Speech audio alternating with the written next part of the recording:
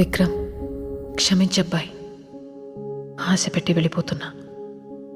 ఎందుకని అడక్కు, చెప్పలేను.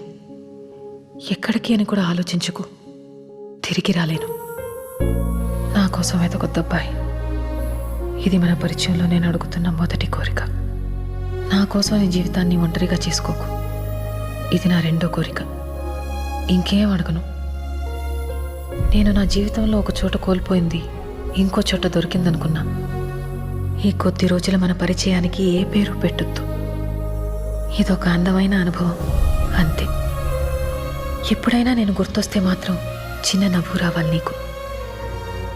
నువ్వు నవ్వితే చాలా బాగుంటావు, నాకిష్టం. ఇట్లు నీ స్వాతి.